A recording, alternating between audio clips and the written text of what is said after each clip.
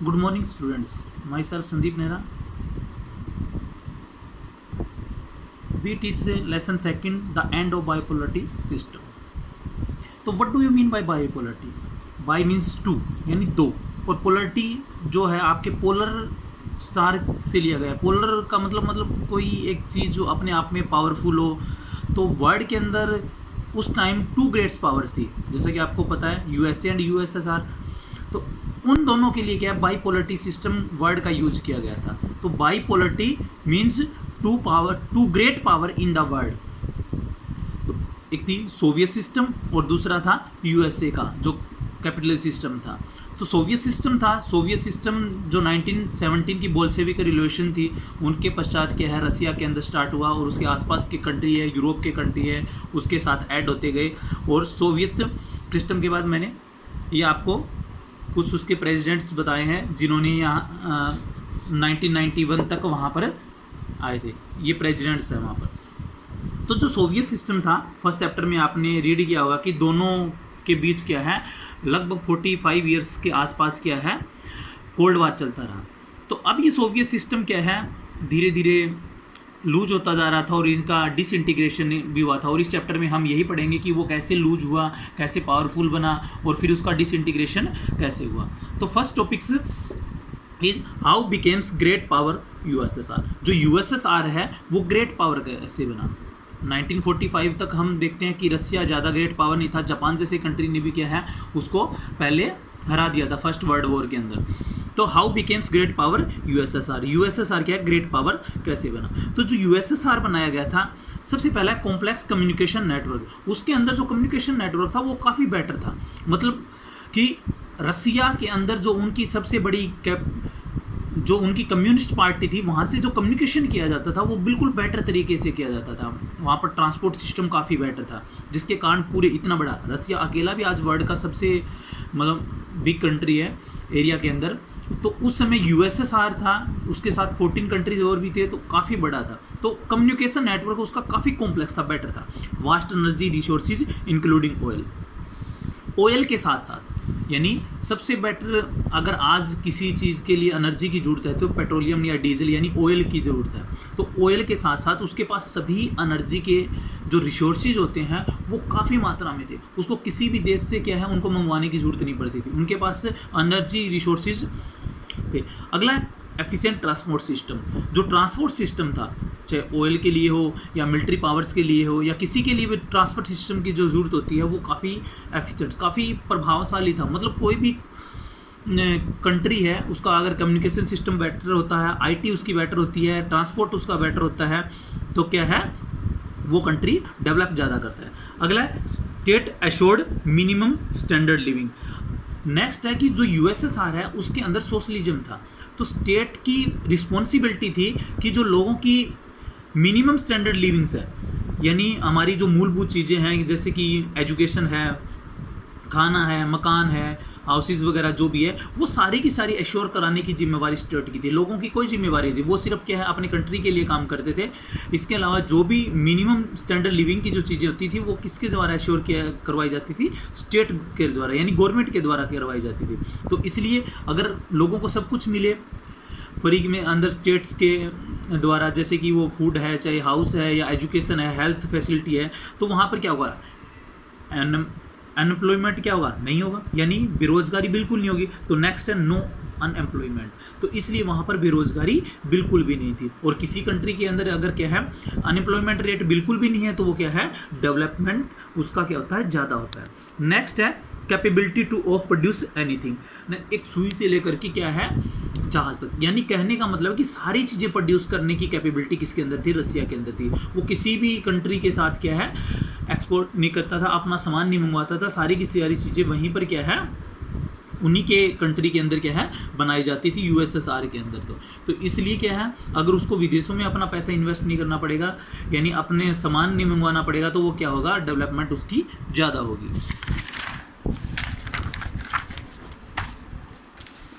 फिर जो Soviet system था इतना पावरफुल था, लेकिन फिर भी क्या है, वो अच्छा नहीं चला. और मतलब कि 1917 से स्टार्ट होकर के 1990 के अंदर, यानी 100 ईयर्स भी नहीं चल पाया, और वो क्या हो जाता है, बिल्कुल उसका एंड हो जाता है।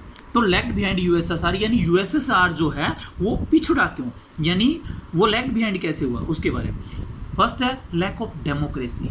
तो 1917 यानी फर्स्ट वर्ल्ड वॉर के बाद वर्ल्ड के जितने भी कंट्री, चाहे वो न्यू फ्रीडम थे या जो ईस्टर्न कंट्री है, उन सभी के अंदर डेमोक्रेटिक सिस्टम ज़्यादा से ज़्यादा आ रहा था। वो राइट ऑफ वोट्स दिया जा रहा था, वुमेन्स को राइट ऑफ वोट दिया जा रहा था, तो लोग ज़्यादा से ज़्यादा फ्रीडम चाहते थे, इक्वलिटी चाहते थे। और ये सब कुछ क्या था, यूएसएसआर के अंदर नहीं था। वहाँ तो सब कुछ अंडर गवर्नमेंट काम करना पड़ता था। इसलिए डेमोक्रेसी की कमी के कारण भी क्या है, यूएसएसआर की जो पॉपुलेशन थी या जो पब्लिक थी वो सारी की सारी उसके खिलाफ हो जाती है। नेक्स्ट है नो फ्रीडम ऑफ स्पीच। इसके अलावा क्या है, लोगों को भाषण की स्वतंत्रता नहीं, बोलने की स्वतंत्रता नहीं। जो गवर्नमेंट ने रूल बना दिया वो उनके लिए बिल्कुल सही था, चाहे वो गवर्नमेंट के रूल के अकॉर्डिंग उनका डेवलपमेंट हो ना हो, उनके लिए वो सही हो ना हो, लेकिन उनको क्या था, मानना ही पड़ता था। वो उसके खिलाफ एक वर्ड भी नहीं बोल सकते थे। इसलिए फ्रीडम ऑफ स्पीच की कमी के कारण क्या है यूएसएसआर पिछड़ गया। And uncountable single party system, और वहाँ पर क्या एक ही पार्टी सिस्टम था।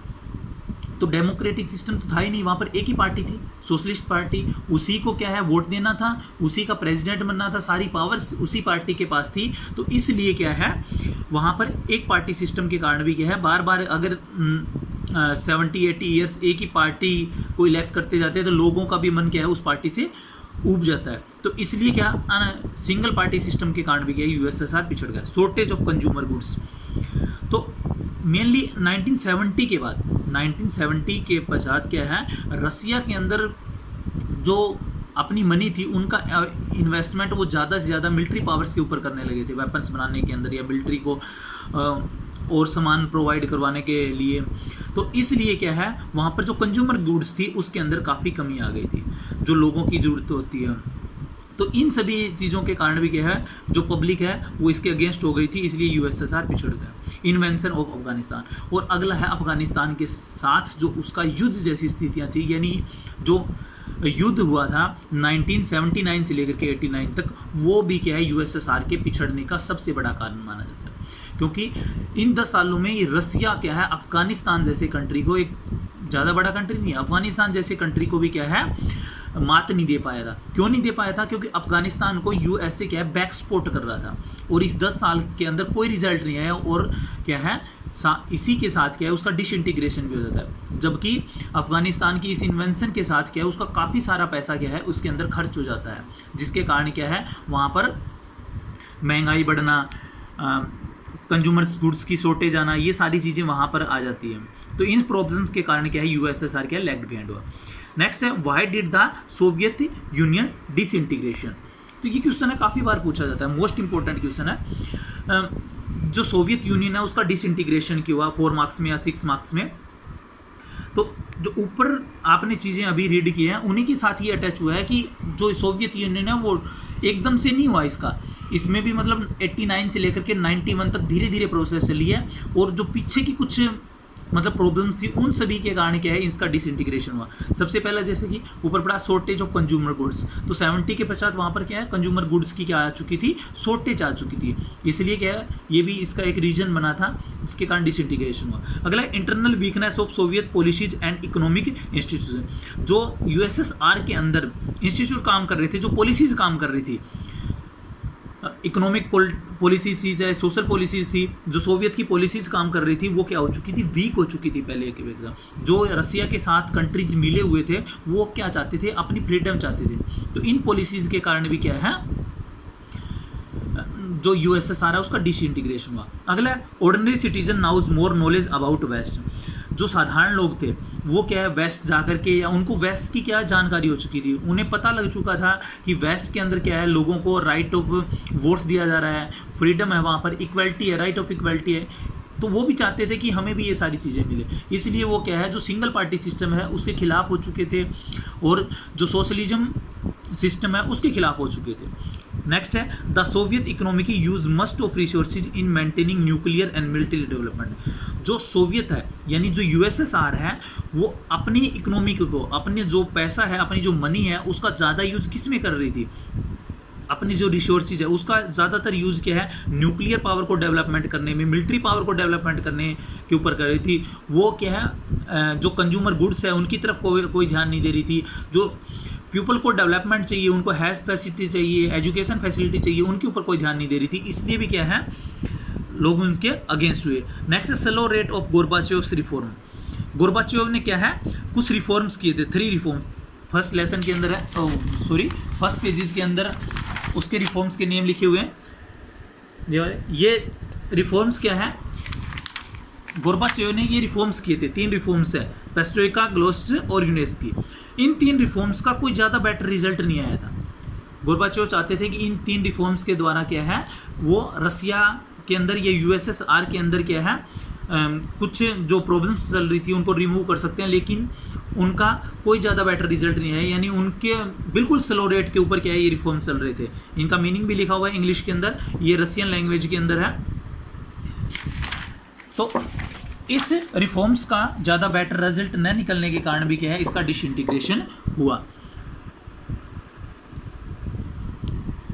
नेक्स्ट है इकोनॉमिक स्टेबिलिटी, और उसकी आर्थिक जो प्रोग्रेस चल रही थी, डेवलपमेंट चल रहा था, वो भी क्या है, नीचे के स्तर पे आ चुका था। पहले क्या है, वर्ल्ड की इकोनॉमिकल पावर के अंदर सेकंड नंबर पे क्या है, यूएसएसआर गिरा था। लेकिन अब क्या है कि चाइना है या अनेक मतलब दूसरे कंट्रीज हैं, वो भी क्या है, इसको पीछे छोड़ के। नेक्स्ट है rise of nationalism and desire for sovereignty. Rise of nationalism यानी राष्ट्रवाद की भावना का विकास होना। जो रसिया के साथ 14 कंट्री और अटैच थे ना, उनके अंदर क्या नेशनलिज्म, राष्ट्र की भावना आने लगी थी कि हम क्या है, अपना पैसा कमा करके क्या एक ऐसे कंट्री को क्यों दें जो हमारे साथ जुड़ा हो। इसलिए वो अपने जो कंट्री है उसके लिए फ्रीडम चाहते थे, तो इसलिए वो सोवरेनिटी चाहते थे। फर्स्ट 11th क्लास में आपने पढ़ा है सोवरेनिटी का मीनिंग क्या होता है, मतलब एक ऐसा कंट्री जिसकी फॉरेन पॉलिसी बिल्कुल फ्री हो, वो किसी के प्रेशर में आकर के अपनी फॉरेन पॉलिसी ना बनाए। तो इसलिए वो क्या है, सोवरेनिटी चाहते थे, और उनमें क्या है, नेशनलिज्म का राइज हुआ। तो इन सभी के कारण क्या है, यूनियन जो सोवियत यूनियन है उसका डिसइंटीग्रेशन हुआ। अब है कॉन्सिक्वेंस ऑफ डिसइंटीग्रेशन, यानी जो डिसइंटीग्रेशन हुआ था यूएसएसआर का, उसके परिणाम क्या निकले। तो सबसे पहला आप यही लिखोगे कि the end of cold war. जो 45 ईयर्स से क्या है, कोल्ड वार चला आ रहा था, उसका एंड हो चुका था वर्ल्ड के अंदर। नेक्स्ट है यूएसए बिकेम वर्ल्ड पावर। तो पहले क्या है, बाइपोलरिटी सिस्टम था, तो दूसरी पोलर जो थी यानी यूएसएसआर थी, वो क्या हो चुकी थी, खत्म हो चुकी थी। तो इसलिए यूनिपोलर यानी एक जो ध्रुव है वही बचा था वर्ल्ड के अंदर पावर के लिए, यानी यूएसए क्या है, वर्ल्ड की पावर बन चुका था, इसलिए यूनिपोलरिटी सिस्टम यहाँ पर क्या है, आ चुका था। नेक्स्ट है rise of multipolarity Ira.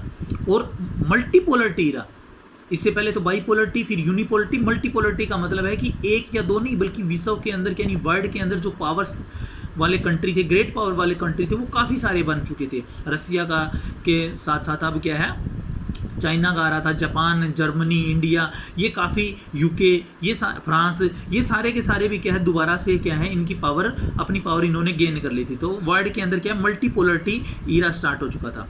End of Soviet blocks, जो सोवियत ने ब्लॉक्स बनाया था, कौन सा, वार्सा ब्लॉक्स जो बनाया था, वार्सा पैक्ट जो बनाया था, वो क्या हो चुका था, खत्म हो चुका है, समाप्त हो चुका है, उसका डिसॉल्व कर दिया गया था। Capitalism become dominant all over the world. तो जो आइडियोलॉजी थी, दो आइडियोलॉजी के बारे में बताया था, सोशलिज्म और कैपिटलिज्म। जो कैपिटलिज्म थी उसका डोमेन हो गया था पूरे वर्ल्ड के अंदर, यानी उसकी साम्राज्य स्थापित हो गया था। Capitalism became domains all over the world, यानी पूरे विश्व के अंदर, पूरे विश्व ने मान लिया था कि सबसे बेटर जो आइडियोलॉजी है वो कौन सी है, कैपिटलिज्म है।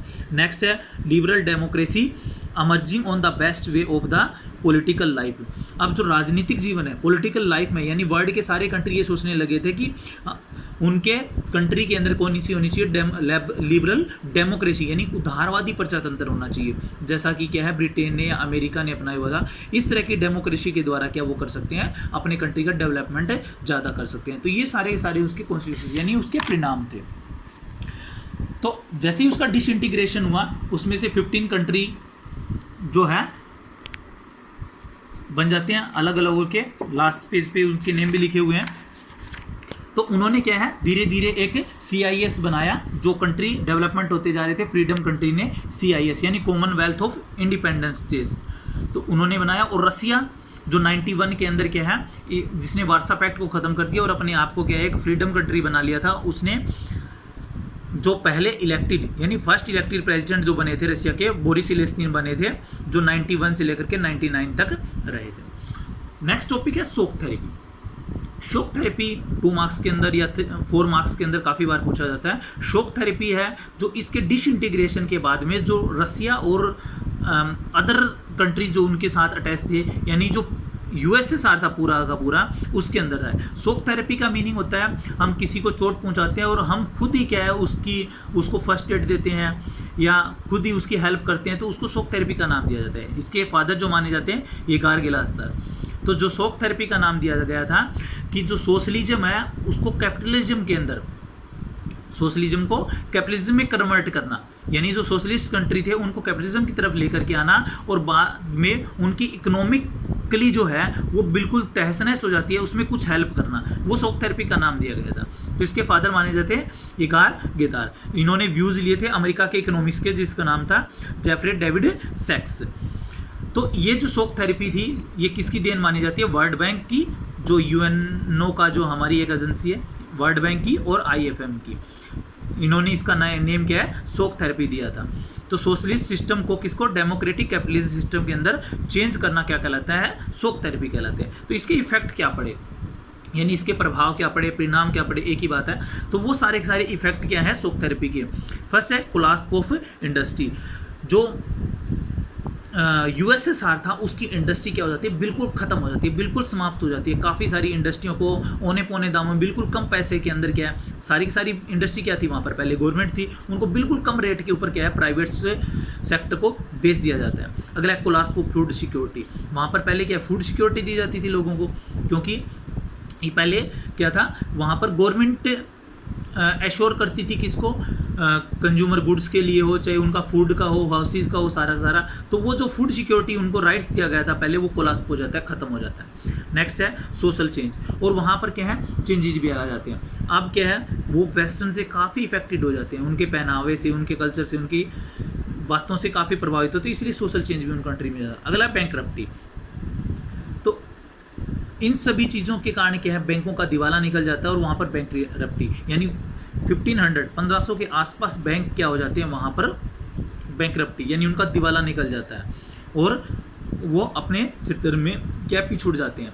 1000 के आसपास कंपनी क्या हो जाती है? बिल्कुल बंद हो जाती है, फेल हो जाती है। नेक्स्ट है failure of the envelope a people based government. जो पीपल के ऊपर बेस्ड गवर्नमेंट बनाई थी, जो कार्ल मार्क्स थे, उन्होंने जो गवर्नमेंट यानी जो सोशलिज्म की व्यूज़ दिए थे, उन्होंने कहा था कि ये पहली गवर्नमेंट ऐसी है जो पीपल बेस्ड है प्रॉपरली। तो 1917 के अंदर जैसे ही रसिया के अंदर ये रेवोल्यूशन हुई थी और वहाँ पर गवर्नमेंट बनाई गई थी, तो पहली बार वर्ल्ड के अंदर ये कहा गया था कि ये पीपल बेस्ड गवर्नमेंट है, और वो क्या हो जाती है वर्ल्ड के अंदर फेल हो जाती है बिल्कुल। तो कह सकते हैं कि जो फर्स्ट पीपल बेस्ड गवर्नमेंट बनी थी वो फेल हो जाती है। अगला है पॉवर्टी इंक्रीज।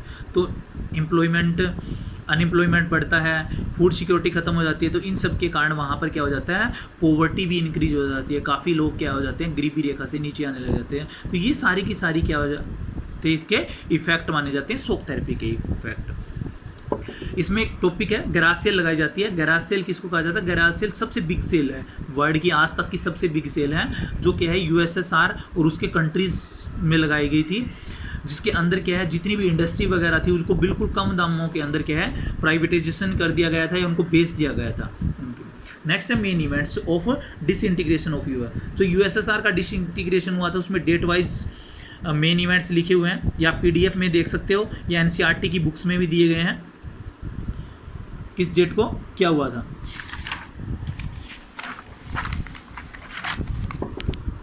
नेक्स्ट ये डेट वाइज लिखे गए हैं, और ये CIS के जो फर्स्ट 3 मेंबर बने थे उन कंट्रीज़ के नेम लिखे गए हैं।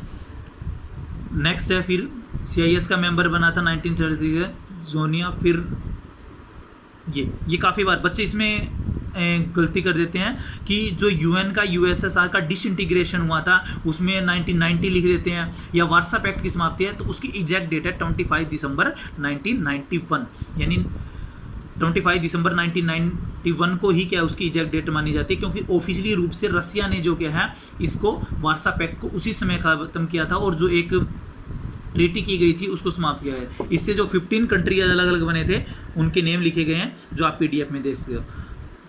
तो थैंक यू स्टूडेंट्स।